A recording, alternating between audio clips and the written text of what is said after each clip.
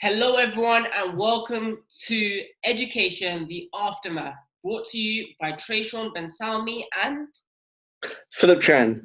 And today we are here with a very special guest. If you'd like to introduce yourself. My name's Sabrina Ben Sami and I'm Trayshawn's mother, and it's an honour to actually be here for your opening conversation on this amazing platform. So thank you for allowing me to join you. Thank you for coming. Thank you for coming. So we've got to go celebrity guests. So yeah. Yeah. So today we want to have a discussion based on how this pandemic is going to have an effect on education as a whole.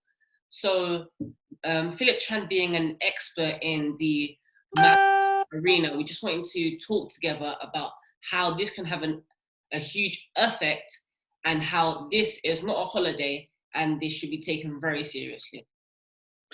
Yes, so thank you. I mean, I'm coming from actually different angles. First, as a grandparent, because I want to think, how is this going to impact on my grandkids?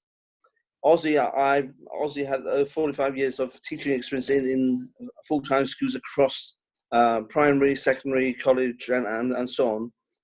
My biggest concern, based on my previous experience, is basically the people in the Key Stage 2, that's the primary people. They don't talk to the people in charge of the Key Stage 3, that's year 7 to 9. And the people who are in charge of the year 10 and 11, Key Stage 4, they don't talk to each other. And also the people in the Key Stage 4, don't talk to people who do the A level.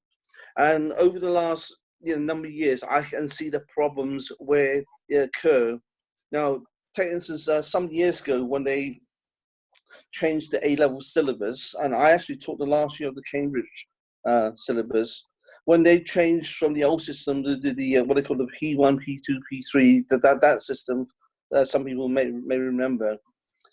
Compared to that new syllabus, compared to the old one, they only had something like, I think between 70 to 80% of the content of the old syllabus. So therefore, there's something like 20 to 30% of the content missing. Now, so therefore, you got less content. So even with the people that are in grade A, compared to the old grade A, there's a huge difference in the content itself. Now, obviously, the students are very pleased to get a grade A, but they don't realise if they're going to university to read the maths degree, there are a portion of skills that's missing. They're not aware of that. Now, the people in the universities who actually teach a normal degree course, assuming they have those skills, and during that period of time, there was a massive dropout within the first term of people at the university, because they couldn't cope with the extra pressure of having to relearn, 20 to 30% of content, And then also for the first time in the history of Cambridge, Oxford and Cambridge, they had to retest the people even with an A star, because they realised. Now, obviously, people coming from the private schools, they understand that, so they know how to fill the gaps in.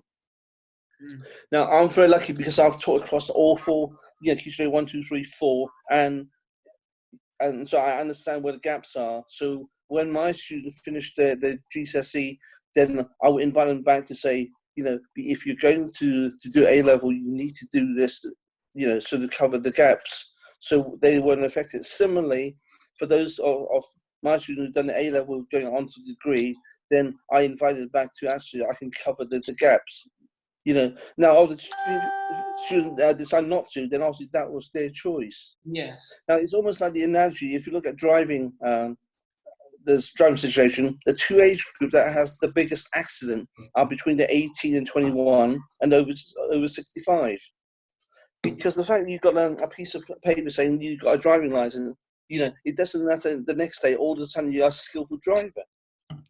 And that is why there's that complacency. And also the people who've been driving a long time, the road condition has changed a lot. So if they carry on the old way, accidents will happen. Now, in the current situation, the government say, okay, we don't need to do GCSE and A level. The teachers are going to award you the grade. That has a huge issue. First of all, most people at this stage are not up to the standard.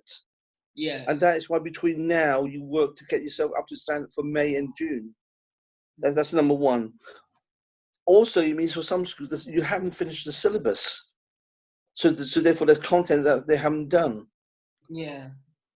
Although pupils can contest the grade that your teacher's given, now in some schools, in fact, actually, there's quite a number of schools I know, I'm hearing they haven't had teachers consistently having teachers for a long time. True. So they just keep having supply staff for the last 2-3 years. True. So how do you keep record when you got people going in and out? Mm-hmm. And they're not necessarily a supply teacher. You don't have to be a specialist at the subject. For like in maths, you go supply teacher in maths. He or she is not trained in that. Or any subject. Whether it's geography, RE, or English, or what. So that's another huge issue. Now, the biggest issue in the short term is the people going from A level to university. If they were saying doing a particular subject at a degree level, they haven't finished the syllabus. So therefore, even if the teachers award them to a grade A, the university won't be able to trust that grade, And if they were to retest it and say ending up getting a grade C, what's going to happen? And unfortunately, the mindset a lot of the kids seem to be then they are having a school holiday, extended school holiday. Now that has raised a lot of issues for me as a former teacher. Where you have special needs pupils, they need that consistency to do something, and you do nothing for 3-4 months. It will set them back anything from 1 to 5 years or more. And you got children now who think they're having a holiday, and they're now going to be effectively not working. They could get up at noon, 11 lunchtime, play games. They're not going to be working anything. So therefore, when they get back to school, it's going to be a huge job for teachers to get them to work again, because they literally have this long holiday, and shockingly, I'm actually hearing some of the parents who actually got the same feeling. They're just having a holiday. They don't need to do any work. And that is a huge issue for the government. There's a knock-on effect. Now, I can remember a long time. I can't remember exactly how long. There was a teacher strike for only 2 weeks. Only 2 weeks. And yet I know a number of students' results was badly affected. And I know one of my students actually lost a job that that would pay a lot of money for his first job, and lost the apprenticeship. And the apprenticeship went start at 7,000, then after a few years it goes to about 13,000, and it goes up to about 20,000 because he couldn't get on that first run of the ladder effectively. He was back on £7,000 for the next 12 years. Yeah, so money terms, that's huge, And as I said, people are assuming, and I said, people, if you assume wrongly, it could make a very big ass out of you and me. So this could have a huge effect on people of all ages, not just now, but also after. So, like, there's been kids who they've been taught the wrong things by their teachers for a very long time, all the way up to their mocks. So, yes, if that's the case for them, that teacher grade assessment will not work in their favor, because there's been times where they might have the wrong teacher who's not very skilled in that area, and then they might get a new teacher closer to the actual exam, which is putting them on the right track, but then they won't be able to balance out the two, because they're thinking, oh, this is a big holiday, so it's going to have not only an effect on them now, but also after, if they want to go to college and university as well. Yeah, you see, I've looked at a friend's son who was in trouble. He was in year 9. He was in set 3, and obviously the problem was they're having supply teachers left, right, and centre.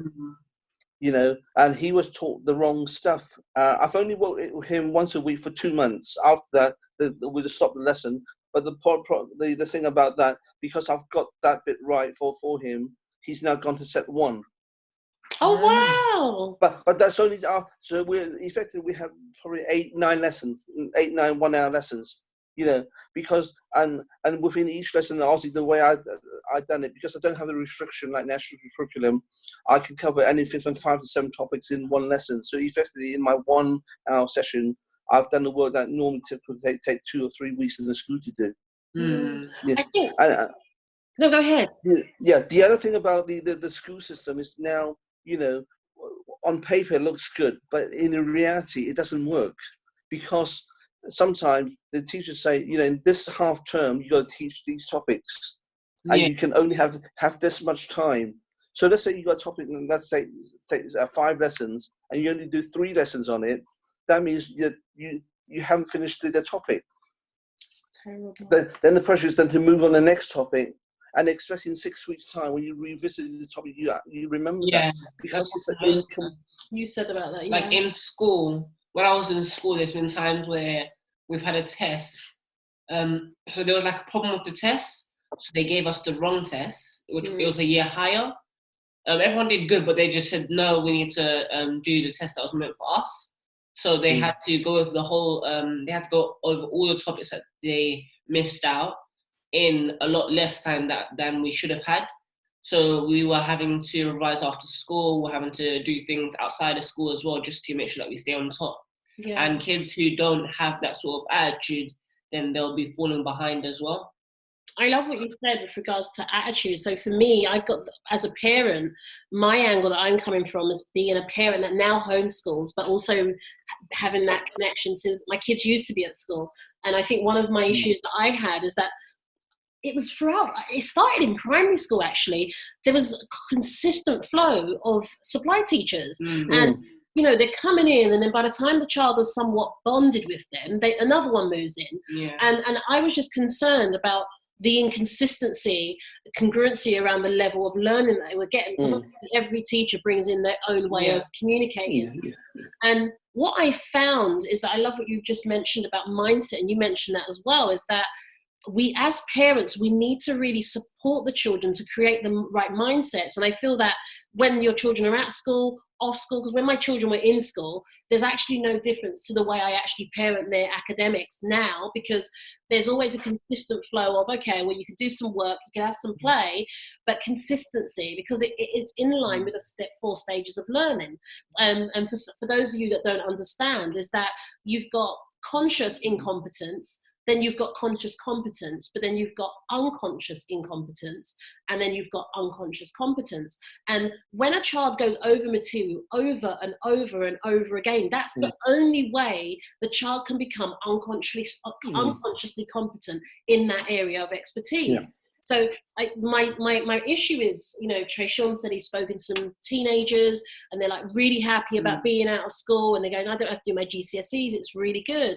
But like the title of the show is saying, is that it's the aftermath. We won't see the impact now.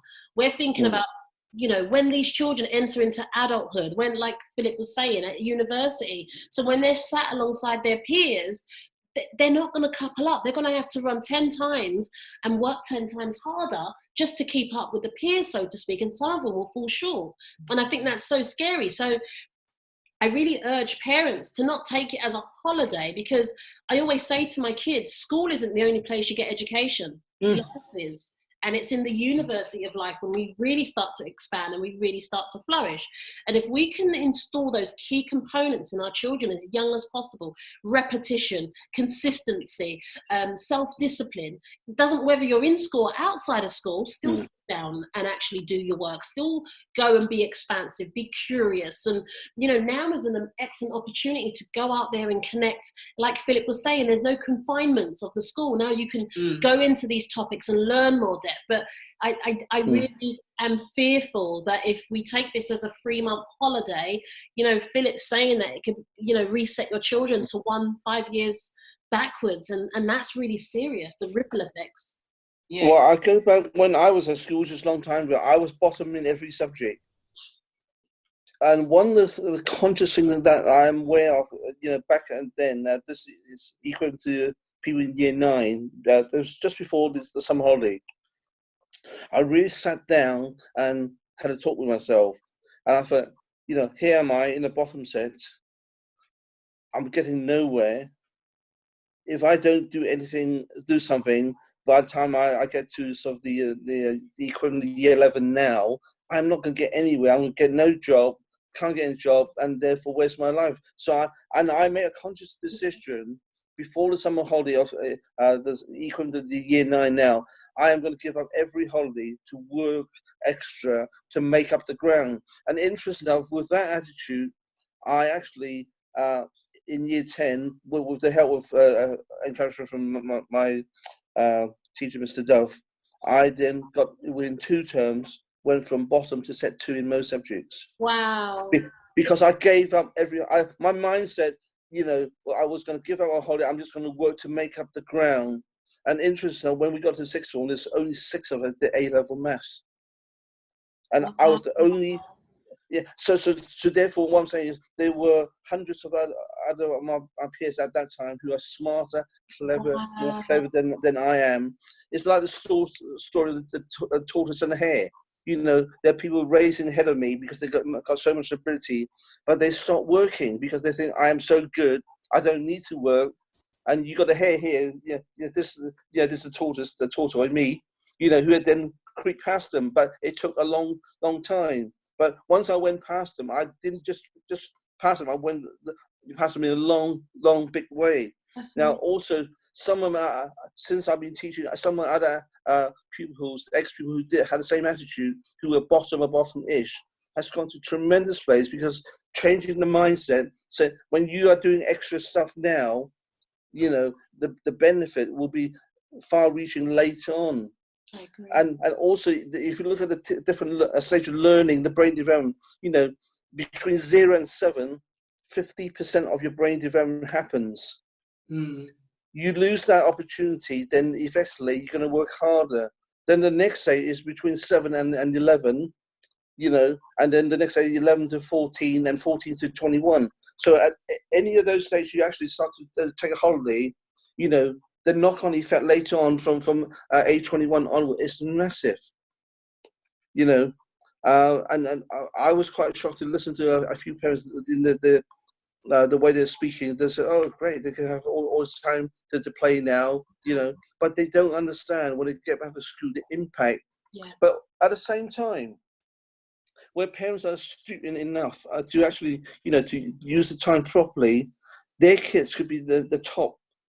Of their school, and they could be the top of the skill factor. I'm not always talking about qualification; it's the skill factor. Yes, exactly. And how you don't all have to do things about maths or English. It's about learning how to do research or spend time in passion about research. The thing is, I always say to people, 80% of the maths you learn at school, you will never use again. It's only 20%, but you don't know which 80% you don't need to use. But more important is, although you don't use that those topic-wise, it's the thinking skills. It's the same in the university. 80% of the people qualify in university, they don't actually use the degree they have qualified. True. However, because they have had the discipline of going through the 3 years or doing, to actually have to work, and they have to be learn to do be self-disciplined and do the research, doing the time, they have that mental toughness that we have not got. So it's not about the content, it's about the process. So how do you go to meet deadlines? How do you go to do research yourself and helping yourself?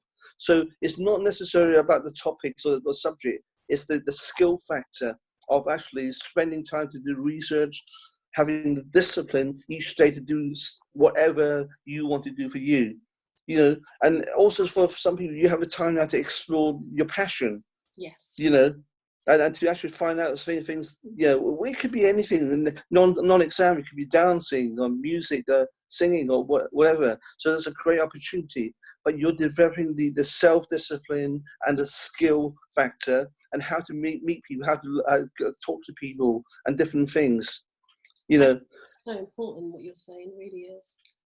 So my biggest worry as a grandparent is, unfortunately, I don't get a chance to teach my grandkids, but that's another matter. But, they are such an opportunity or people to go ahead now by using the time properly. Yes. Yeah. You were saying And about planning. no, Trey, come. There's like a quote that really goes well with what we're talking about. It says that if you fail to plan, you're planning to fail, and that really can apply to those kids who aren't as self-driven, because at the now that schools are shut down, they're going to be at home by themselves, and it's up to them to maintain focus in terms of their work. And even if they're like semi-driven, they might decide to, let's say they might decide to work, but they're not really pushing themselves.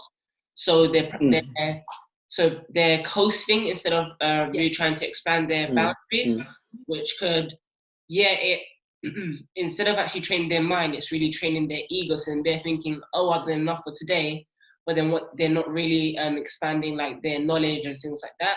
So it's just about doing the right things. It's just about doing the right things so that they maintain like steady growth.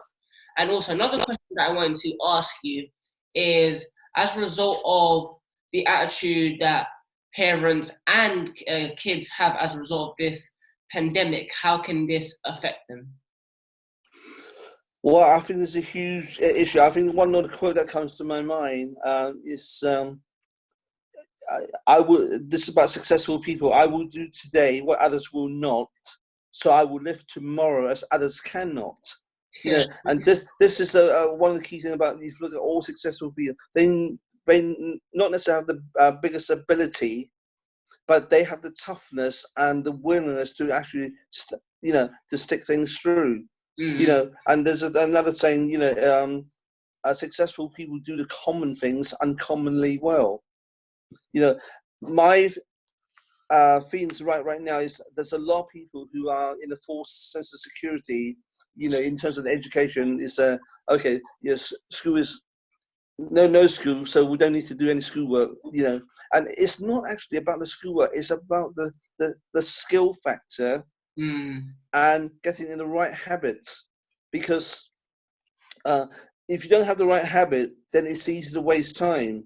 And one of the biggest things that any successful people is how to use the time properly, and we've now gone through this country now. We've got 3, maybe 4 generations of some family who's never worked before, 3 or 4 generations, and one person I met actually had so much ability, but he's come from 3 generations that hasn't worked, and his attitude said, well, I'm getting my so many pounds each week, and why do I need to work? But also he's at that level, he will never get off that. If he come off benefit and apply himself, he could be earning probably 100 grand or 200 grand a year with his ability. So the parents' attitude is really key right now. Yes. Where the parents who are actually astute enough to realize that, to use the time and to be tough. Some parents are not tough enough. That's because they think it's, they could just play games. And when I see other parents who are actually not doing that, they say, okay, you get up at 7 a.m. Not lunchtime. Actually, funny enough, I don't watch much television. By accident, I actually saw a program on Kim Kardashian. Is it? I don't even know who. I heard about her, but I saw about 10 minutes. And one thing that struck me, she said, when they were young, their mum made them get up at 7 o'clock every morning. Wow. Yes. And although I didn't actually watch the rest of the program, but I thought that actually it was a very good thing, because part of the success is having that discipline young enough. If you don't have the discipline young enough, then that could hold you back for the rest of your life. And if you look at very successful people, they have very few excuses. They are very aware of the usage of time. Very true. Yeah, more than anything, time is important, and also it means this is a time and opportunity to get ahead of the rest of the mass. Yes. Yeah, I think I put on my Facebook recently. One of my billionaire friends said, "If look at what successful people look at the mass and do the opposite." Except when you're driving, that is. I think that this can have a huge effect on students who have supply teachers, as you said, because not only are they not keeping tracking the data and stuff like that, and logging accounts as to what classwork, what homework you're getting involved in, but also schools, they're not really working to maintain a stable teacher, because there's been instances where the teacher, they're doing more than one job. So there's in one of my friend's school, there's like a PE teacher, but they're multi-talented. So they taught PE, computer science, and maths. And they were asking the school obviously to raise the pay because he's being 3 teachers, and they were refusing to do it. So as a result, they're then losing good teachers because they're not willing to raise the pay for doing extra jobs, and that's not only affecting the school because they're having to find loads of supply teachers, but it's also affecting the students, because some students, they might have built a relationship with the teacher, or they might like the teacher's teaching style. So not only can it affect their grades, but it can also affect their views on education, because you might have a strong bond with that person and you might just like the person, so it makes it easier to learn. Or if you have people constantly switching off maybe once a week or a couple of times a week, that can really have a toll on you emotionally. Yes, so it's going back by the dangerous assuming things, and you see that there's lots of issues. And although the government said if you, as a student, given a grade that you don't like, you can challenge your teachers, but what evidence have you got? Yeah, so true. What evidence have you got? And all they said, so at Christmas time, you were a grade F or G standard. There's no way you can get a C. Yeah. I know I've proven that wrong. I've actually gone to 2 schools and I retaught enough GCSE stuff in 7 weeks, to turn the school round. But because I happen to be a specialist subject and I know what to do, and because I have a free reign, I didn't have to teach the topics in the order I was given, because when I could choose the topics in such a way, they naturally flow into each other and make sense.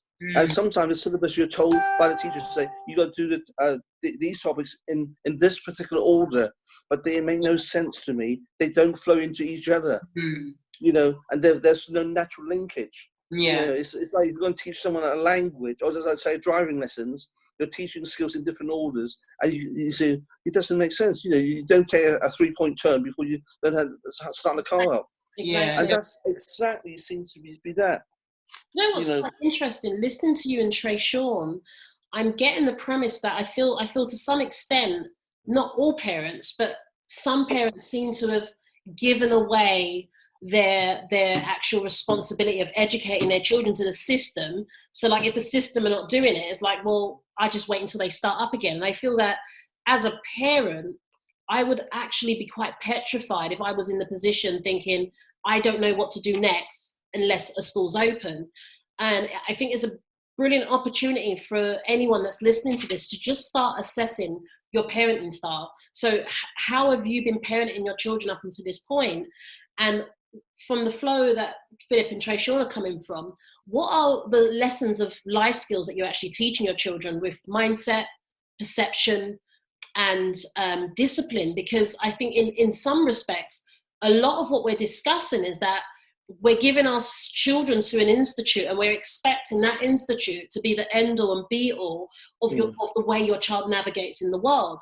And I feel that, like, I learned this quite early on as a parent, but I think the danger is we're just putting our children into school and allowing them to go from, reception, you go into the year 1s, year 2s, up to year 6, and then they transition to secondary school, then they transition to be that 6th form or college, and then university. But here's the thing, what if you did things slightly different? Then that means there's no break. What are your children doing that actually ties into their desired outcome in terms of a career or business? What are you doing to immerse your children into specific environments? So to some extent, they grow up with companies, they grow up with mentors, and they grow up in these individual establishments or industries that they desire to go into, and they develop a relationship from as young as possible. And I'm not just saying this as a hypothesis. This is stuff that I've been doing. Like, my eldest is going to be 20 this year. I'm a mother of 5, so I've got Trey Sean, who's 15. I've got a 12-year-old, a 10-year-old, and a 6-year-old. And my 6-year-old is the youngest ever STEM ambassador for Brunel. Why? Why would that invigorate me? I'm not thinking about today. I'm thinking about the aftermath. This is the actual title of Trayshawn and Philip's phenomenal discussion, is that what is the aftermath? Yes, we're focusing on the pandemic, but what is the aftermath of all of the decisions that we're making for our children? So, for instance, if my son's at Brunel, growing up with all of these people that are older than him, he's passed his engineering with Brunel, he's done an engineering masterclass, which is for equivalent of year 9. So if you imagine he's around a different peer group that are older than him, now when he's looking for partnerships, opportunities, he's not going blank like, hi, my name's Bob, I'd like to do this. He's walking in and he has a relationship. There's essence of rapport that's been built over years. And I feel that as parents, going back to Philip and Trayshawn's phenomenal points, what are the key elements of disciplines that you're implementing in your children? So if it's kind of like school's off for now, let's say holiday, what are they doing every day? And if they're not doing things that's going to add towards that, what can they now start doing every day?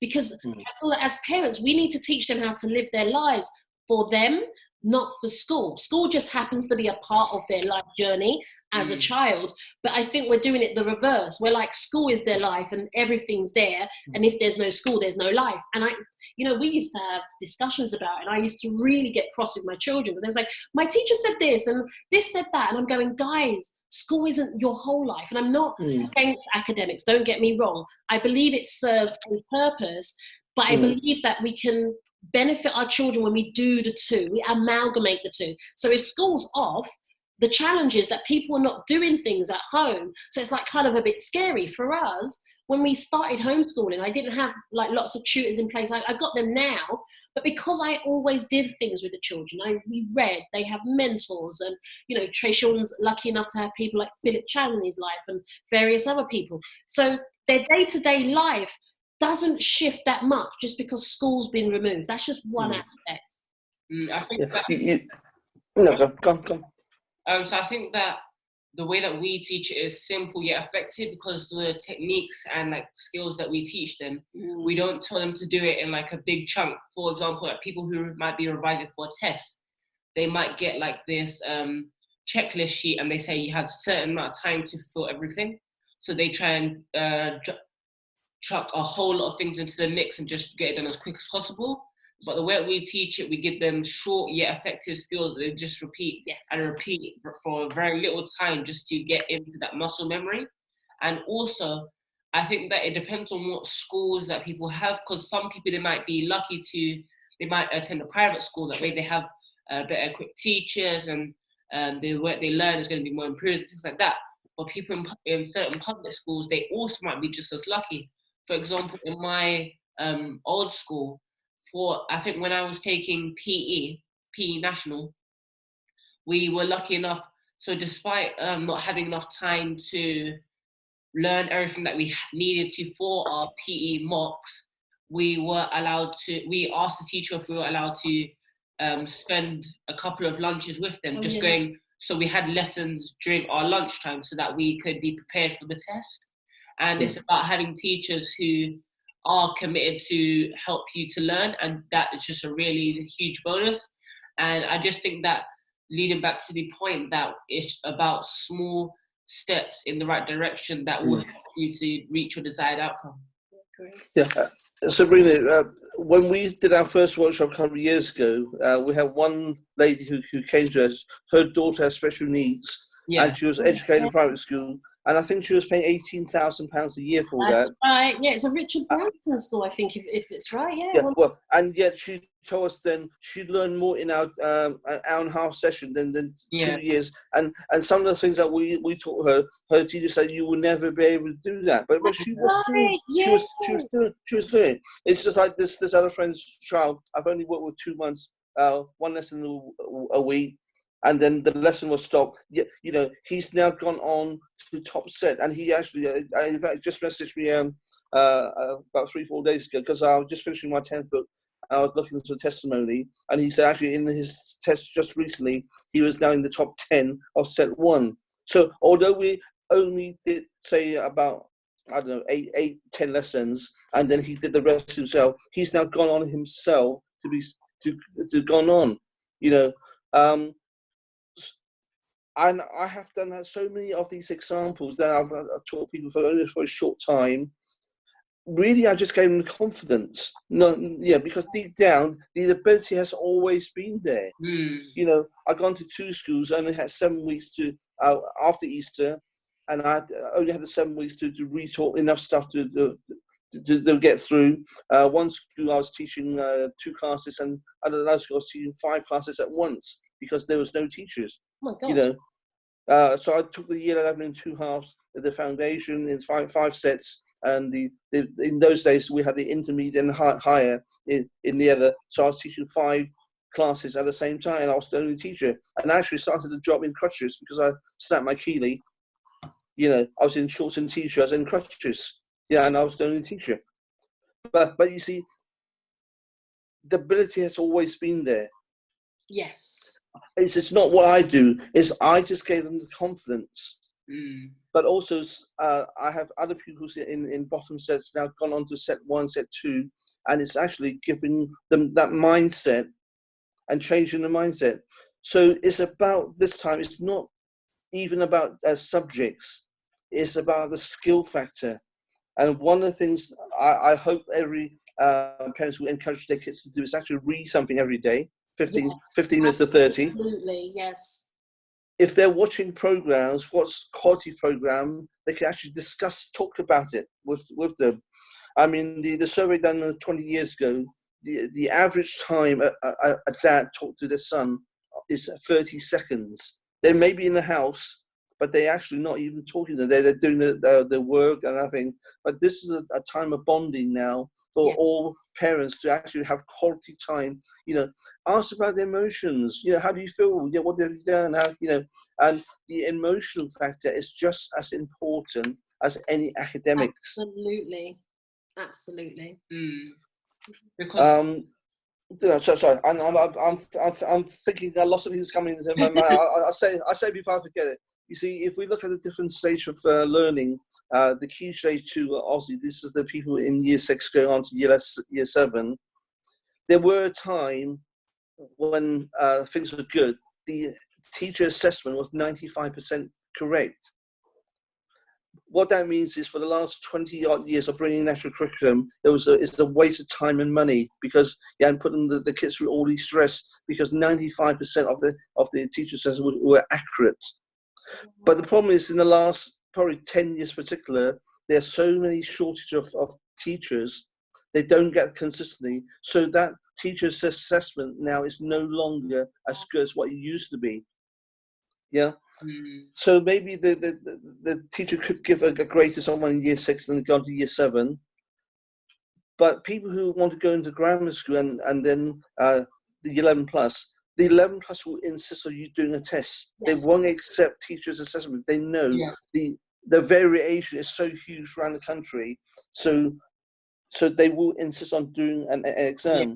And so for those parents who really get your kids into a grammar school, you know, I don't think they have any choice. They will have to set the 11 plus. Yes, and if they have to finish papers. You have to, Yeah, and if you don't have any work now, between now and whenever the test is, the chance of them getting in is very low.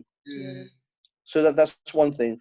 And also the fact that if people are in year 11 now basically left school, they haven't finished the courses, you know, and in some of the courses that they go on to college to do those courses that's related to what they want to do, there are a block of skills and knowledge that's missing. Yeah. And that will make a big impact. Now, unless they actually now find out what those skills are and cover that ground themselves, there's a huge factor.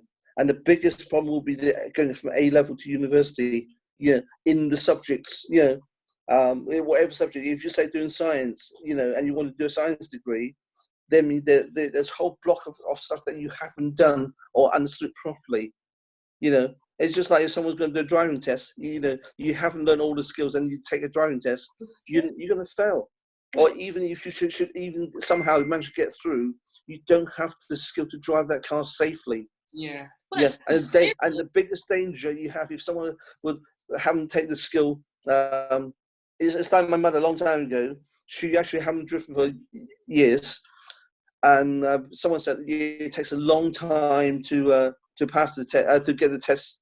You know, I think then when they had her 5th lesson, the test came through, and lucky there somehow she managed to pass the test. But she knows full well she's not competent in there. So, but then lucky enough, she didn't drive after that. She got her driving license, but she knew she wasn't competent. Yeah. You know, so there's all sorts of issues right now that government hasn't have time to look through, and for parents to make a lot of assumption, you know, things are hunky dory, that you are jeopardizing your kid's future. Absolutely. You know. So I think that's I'm very concerned for my grandkids, and unfortunately, I have no influence, and I can't do anything about it. And I thought, what is going to happen to their future, you know? But at the same time, by thinking about my grandchildren, I'm also thinking about other people's children as well. So where we can help, I think we would probably set up something for the people doing the 11+, because I think that is a huge gap for them. Obviously, GCSE. I don't know, but obviously, if people are going from GCSE to A level, then really you need to do something now to make keep learning. And if you do A level maths or whatever subject, if you do science, and you know, you need to keep learning your stuff, because you've gone from a science A level to a science degree. There are all sorts of topics that you haven't done or completed, so you need to keep working.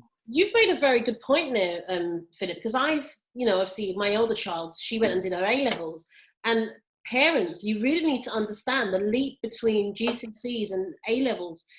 It's hard to transition when your child is in academics full-time.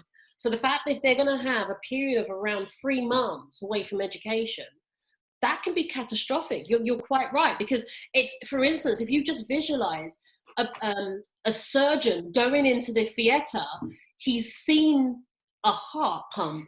He understands that there's blood flow in the body, but he's never seen an artery vein. And he doesn't realize that the artery vein is different to the other veins and what it connects to. You can imagine how catastrophic it is. And I want to give you a very visual example, because this is really serious in terms of the long-term impact. Don't worry so much about the short-term, and they'll work it out, because you don't want your child to then rejoin school and having to come home stressed out, trying to catch up, they might end up giving you a shed load of homework that they need to catch up on. Whereas if you listen and follow the principles that Trey, Sean and Philip are going to share with you with the 10 Seconds Maths platform, is that they can do a little bit of practicing on a daily basis to keep that muscle exercise current. And so when they go, whatever comes their way, they've got the understanding of how to deal with these things. And it's not been over efforting. It's been a continuous of everyday life skills, repetition, and it's much more ease and flow. Because the other side of this is that our kids, if they're just sitting on the computers, we were discussing this, like with parents today, about the rise in insomnia. Some children have twitches, blue light exposure after 7 o'clock. So we're not really looking long-term enough. So there's one thing, okay, they're at 3 months off school, but if they're just sitting down doing gaming, if they're just sitting down and watching content that's not really nourishing their mind, and I love the suggestion that Philip gave with regards to actually discussing the content that they're being exposed to, and how does that obviously contribute into their lives. But I think what you two are going to do together is going to be remarkable, and it's fun. I think when children can have fun learning, that's the difference that makes the difference. Trey, Sean and Philip are not bringing a homeschool classroom to your home. They are bringing techniques which are ancient maths techniques that your child can practice every day. And I know some of the techniques are really cool, a bit like a magician, to be honest. So they'll feel good about sharing it. You'll see them running around the house, buzzing, full of life. With all of the workshop you guys have done, we've had phenomenal feedback. And I think it's really important that you teach kids life skills. It's not a tool for now, half term and I'm back to learning. It's key life skills. Like what Philip was saying, is that those that just follow the stream and be like sheep and all go along, you just want to get those mediocre results. Well, what can they do that just goes against the current? If they're just practicing every single day, it becomes habitual for them. They'll finish their test papers quicker. They'll have less stress in comparison to their peers. They'll find it fun. They'll be engaging in class. They'll maybe even help out the teacher in ways that they can communicate to the class. So I think thinking about it in a more serious way, like, is it a 3-month holiday, or can they do things that are daily habits which are going to add to their future? Yeah, there's one thing I must say before I forget. There's a friend's child who had special needs in primary school, and he was expecting to get nowhere at all. And they, at one point they weren't even enter him for the key stage 2 SATs exam. After a very short while we were working together, he actually came in the top 3 of his school. Oh my gosh! And then he's gone to secondary school, and now he's in set 2. Wow. But what I'm trying to get at is basically, it's like baking a cake. If you take the cake out too early before they allow the time, the cake just fall flat. Yeah. So where there are special needs children, they just begin to crack the problem, but they haven't quite. So it's just before the cake is finished, you're taking it out, and so therefore some of them have been making lots of good progress to actually overcome the challenges they have, but they need that little time. But you stop that too early, because I'm talking about the practices that to bridge the skills, and they'll be set back for life. It's not only for 1 or 2 years. They will go back, and that be So the other person now, he's now going with confidence. He was not expected to get anywhere. He was bottom of his class, and he actually then got the top 3, and I've got to set 2 now. But that was not expected. But if we did broken that ice at the first place, but for the first, okay, we were making a lot of progress during our session, but in terms of tests, he was making no progress at initially, but he went, exponential. And that's going to happen in lots of cases. For years I've taught girls in year 11.